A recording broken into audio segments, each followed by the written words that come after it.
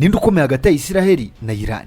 Si ikibazo cy'imibare y'intwaro gusa, ni ikibazo cy'uburyo intambara igezweho itagipimwa n'ubwinshi bw'ingabo, ahubwo igapimwa n'ubushobozi bwo guhindura ikirere cy'intambara mu masegonda make.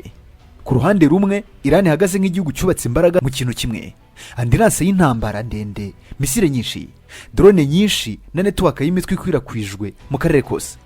Ku rundi ruhande, Isiraheli si igihugu cyubakiye ku mubare, ni igihugu cyubakiye kuri precision, intelligence na anticipation. Iron Dome itegereza icyerekezo cy'isasu mbere y'uko rigera ku ntego.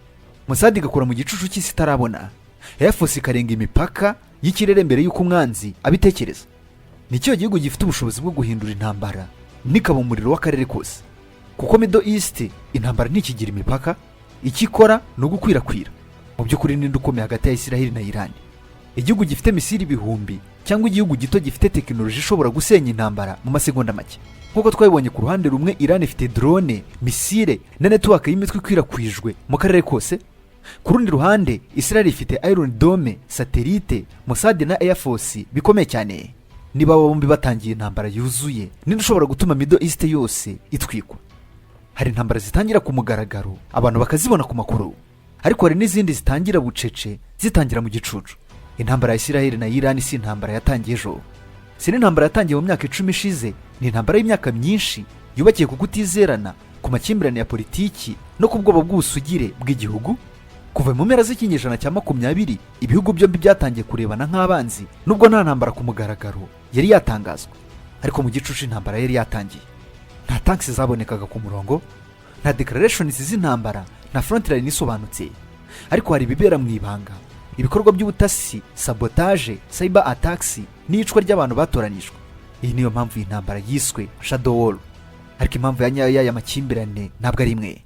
Ni uruvange rw'ibintu byinshi: politiki, ideology, security n'inyungu z'akarere. Iran yagiye igaragaza icyifuzo cyo kugira influence ikomeye muri Middle East. Israel nayo ikabona ibyo nk'akaga ku kubaho kwayo. Iyo ibihugu bibiri bitangiye kubona ko bibangamiye kubaho kwa buri kimwe, intambara n'ibikira amahitamo ibihinduka ikibazo cy'igihe gusa. Mu gicucu hari ibindi: assassinations, explosions zitumvikana, cyber operations, infiltration y'ubutasi. Kandi hano ikintu gikomeye twavuga ko ari iki: nta ruhande rwigeze rwemera byose, ariko buri ruhande rwashinjaga urundi. Intambara ntabwo yatangiye ku munsi umwe, yagiye yiyongera buhoro buhoro nk'umuriro utazima wagiye ukura bucece. Mu kinyejana cya 21 intambara zahinduye isura, nibe kibataka n'imbunda gusa, biba drone, satellite, cyber warfare, intelligence na precision strikes. Kandi Isiraheli na Iran ni ibihugu bibiri byahisemo inzira zitandukanye muri iyi ntambara cya. Iran yubatse strategy ishingiye ku bwinshi no kwihangana. Isiraheli yubaka strategy ishingiye ku bwenge no kumenya mbere yuko ibintu bibaho. Kandi imbaraga ebyiri zitandukanye zihuye ni bibi intambara isanzwe, biba collision y'imyumvire ibiri intambara. Ikibazo gikomeye kurusha ibindi niba intambara imaze imyaka myinshi ibera mu gicucu, kuki zitangiye kuyitinya cyane nonaha? Kuki igikorwa kimwe gito gishobora gutuma akarere kose gahinduka umuriro mu masegonda make? Kuko ibintu byahindutse, ubushobozi bwo gusenya bwariyongereye, reaction time yagabanutse. Kandi ibyo byose bituma intambara itakiri mu gicucu cyonyine, igatangira kwegera umucyo. Mu ntambara ya Isiraheli na Iran hari ikintu kimwe Iran yubakiye imbaraga zayo. Ntabwo ari indege, ntabwo ari amato y'intambara, ni ikintu kimwe cyoroshye mu mvugo ariko kiremereye mu ngaruka: misile. Iran ntabwo yubatse ingabo zayo nk'izibindi bihugu, yazubakiye ku bitekerezo by'intambara igihe kirekire. Intambara itarangira, ahubwo ishyira umwanzi mu kigeragezo cy'igihe cy'imibare yo kubarana n'igitutu. Kubera imyaka myinshi y'ibihano by'ubukungu, Iran ntiyashoboraga kugura intwaro zigezweho nk'iz'ibihugu bikomeye, ntiyashoboraga yewe no gushimaho mu kirere, ntiyashoboraga kugera ku rugo rw'indege zigezweho nk'iza Isiraheli. Niyo mpamvu yahisemo inzira itandukanye: kubaka ubushobozi bwo gusubiza icyarimwe, kubaka ubwinshi aho kuba kuri ku bya tekinoloji gusa, kubaka saturation strategy aho kuba precision strategy. Uyu munsi Iran ifatwa nk'igihugu gifitwe imwe muri stoke nini ya misile muri Middle East. Ariko ikibazo ntabwo ari umubare gusa, ni uburyo izo misile zitegurwa. Mu buryo bw'ibanga, Iran yagiye yubaka ibirindiro byo munsi y'ubutaka ahantu hatagaragara ku mugaragaro. Aha intwaro zishobora kuba zihishe imyaka myinshi zitageragezwa umunsi n'umwe. Aho hakaba ariho havuka icyo bita missile cities, imijyi y'intwaro yuzuye tineri, yuzuye systems zo kohereza misile mu masegonda make. Ibi bituma Iran itaba igihugu giterwa mu buryo busanzwe, kuko igitero kimwe gishobora guhura n'igisubizo cy'ahantu hatari hake hatandukanye ha Iran. Ariko misile si byo byonyine byahinduye Iran. hari ikindi kintu cyinjiye mu ntambara nshya. Drone za Irani ntabwo ari zo mu rwego rw'ibihugu bikomeye gusa, ni intwaro zishingiye ku gitekerezo kimwe, zihenze guke, zigakorwa nyinshi, zigakoreshwa mu buryo bwa swarm, zigatera pressure ku bwirinzi bw'umwanzi, kuko ikirere cyabo cyuzuye ibikoresho byinshi icyarimwe. Ubwirinzi kandi Irani izi neza ikirimo gukora ntabwo irwana ngo irangize intambara vuba, irwana ngo inanize sisiteme y'umwanzi buhoro buhoro, gake gake. Kandi hagati y'ibi byose Irani ifite ikindi kintu gikomeye kurusha misile na drone, network y'imitwe yitwaje intwaro iyifasha mu karere kose. Ayo niyo yongera uburemere bw'intambara, kuko intambara ya Irani si ku mipaka yayo gusa, ikwirakwira mu bice byinshi bya Middle East. Ikindi kibazo gikomeye kurushaho, niba Irani yubakiye ku bwinshi n'ihangana, ni iki Israel yubakiyeho? Kandi ni gute igihugu gito gishobora guhangana n'imbaraga z'ubu buryo? Iyo urebye Israel n'amaso asanzwe ubona igihugu gito cyane, ubona igihugu kiyubaka mu ntambara mbere yo kubaho. Israel ntabwo yigeze yubakira imbaraga zayo ku mabare w'intwaro, yazubakiye ku kintu kimwe gikomeye cyane: amakuru, intelligence no kumenya ibiri gutegurwa mbere y'uko bibaho. Niyo mpamvu intambara y'Isiraheli itagitangira nk'izindi, akenshi itangira itaratangazwa, ibyo abenshi bita gutangira mu gicucu. Mbere y'uko misile zigera mu kirere hari ikintu kiba cyarabaye kera, gahunda z'umwanzi zamenyekanye cyangwa se zigasenyewe zitaratangira. Aha niho havuka imbaraga za Isiraheli zitagaragara, intelligence warfare. Mossad si urwego rusanzwe rw'ubutasi, ni structure yubakiye ku gitekerezo kimwe, nta kibazo kigomba gutungurana ku ruhande rw'igihugu cya Isiraheli. Ibyo bituma intambara ihinduka ibintu bibiri iby'isi ibasha kubona n'ibyabaye kera mu gicucu. Ariko intelligence si yo ntwaro yonyine Isiraheli yishingikirizaho, hari ikindi kintu kigaragara iyo intambara itangiye. Iron Dome si uburyo bwo kwirwanaho gusa, ni uburyo bwo guhindura igihe cya reaction y'intambara. Iyo misile igiye kugera ku butaka, si uko iba yarangije urugendo rwayo, ibikiri mu cyemezo cy'amaso ya sisiteme. Ibituma Isiraheli iba igihugu kitagira ibitero nk'ibindi, ahubwo kibanza kubisoma mbere y'uko bigera ku ntego.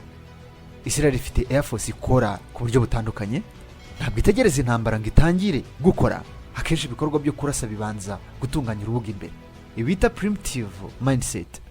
Mu yandi magambo, Isiraheli ikunda gutuma intambara itangira yamaze kuyigabanyiriza uburemere. Ariko imbaraga nyazo za Isiraheli ubundi ntabwo ari misile, ntabwo ari indege, ntabwo ari defense systems, ni ikintu kitagaragara, kumenya ibiri gutegurwa mu mutwe w'umwanzi.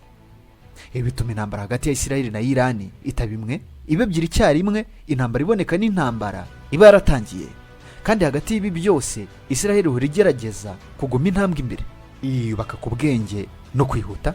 Ninde uba ufite avantage ubundi mu ntambara nk'iyi iba ifunguye? Hari intambara ziba mu ibanga igihe kirekire, abantu bakazumva nk'amakuru mu buryo butandukanye, ariko rimwe na rimwe hari umunsi ibintu bihinduka ntibikomeze kuba ibanga. Intambara ya Isiraheli na Irani nayo yageze kuri uwo murongo, kuva mu gicucu itangira kwinjira mu mucyo, aho ibintu bigaragara. Misile zitangira kuguruka ku mugaragaro, drone zitangira kugaragara mu kirere, ibitero bitangira gusubizanya mu buryo butaziguye. Icyitwaga shadow war cyaje kuza guhinduka intambara ifite ingaruka zigaragara, kandi uko ibintu byagendaga byiyongera ntibyagarukiye ku bihugu bibiri gusa.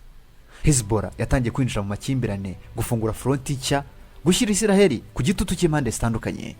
Abahuti nabo mu kindi gice cya Middle East batangira kwinjira mu buryo butandukanye. Intambara itangira gukwirakwira, biva ku kuba byabera ku mupaka umwe biza kuza guhinduka urusobe rw'intambara zinyuranye. Icyo gihe kandi intambara ntibikiri hagati y'ibihugu bibiri gusa, iba yahindutse network y'intambara iziramo ibihugu byinshi. Ibitero biba byinshi, ibisubizo bikaba byinshi, kandi buri gihugu kikaba gishobora gutera ikindi, hakavuka ibibazo binini kurushaho.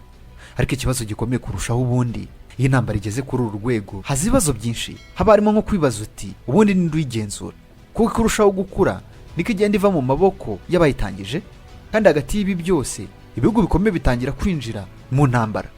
Leta z'ubumwe za Amerika itangira gukurikiranira ibintu hafi cyane, kurinda inyungu zayo, gushyira igitutu pressure ku mpande zombi, kandi uko isi yose itangira kuyireba. Intambara ubwo ibiri iragenda ihinduka itaba regional gusa, igatangira kugaragara nk'ikintu gishobora kugira ingaruka ku isi yose. Niba intambara igenda iva mu gicucu kandi ikinjira mu mucyo, ese hari aho ishobora guhagarara? Iyo intambara igeze kuri uru rwego ntibigikurikiza amategeko y'intambara zisanzwe, ibitangiye gukurikiza amategeko y'igitutu, amategeko y'ihungabana, n'amategeko y'icyo buri ruhande rwumva ko ari survive. Intambara ya Isiraheli na Irani nayo yagiye igerageza kugeraho gusubira inyuma bigorana, kuko buri gitero kiba gifite igisubizo, kandi buri gisubizo gishobora kubyara igitero gishya. Icyo nicyo bita escalation cycle. Ntabwo biba bigifite control, intambara iba itangiye kugenda iyoborwa n'icyo buri ruhande rufata nk'igisubizo cyo muri ako kanya.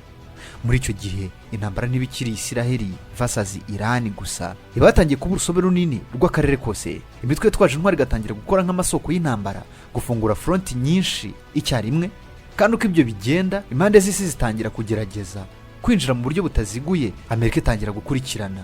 Iyo intambara igeze ku rwego nkuru, ikibazo ntikiba kikiri ninde wayitangiye, ntikiba kikiri ninde ukomeye, ahubwo kiba cyahindutse ikibazo kimwe gikomeye kurusha ibindi byose: ni gute iyi ntambara yahagarara?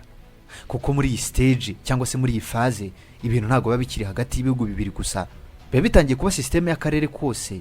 Hari n'izindi nzira nyinshi ziba zishoboka z'intambara, ariko ikaba nta n'imwe iba yoroshye. Intambara ishobora gusubira inyuma buhoro buhoro, buri ruhande rugafata intambwe yo kugabanya ibikorwa, shadow igasubira mu gicucu, ariko icyizere ntabwo gisubira nk'uko cyahoze.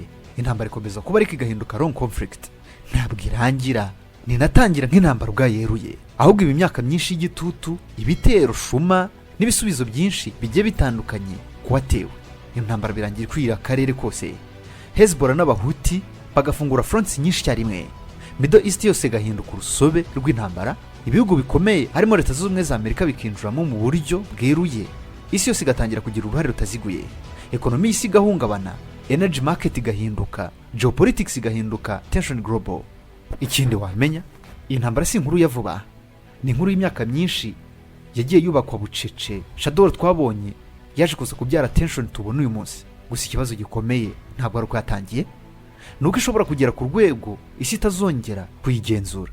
Hari intambara abantu batekereza ko zitangira ku isaso rya mbere, ariko kuri nuko intambara nini zitangira igihe kirekire, gahoro gahoro mbere yuko isaso riraswa. Ese irimo kureba intambara isanzwe cyangwa irimo kureba intangiriro y'intambara izaba igihe kirekire mu mateka muri rusange? Reka tubashimire.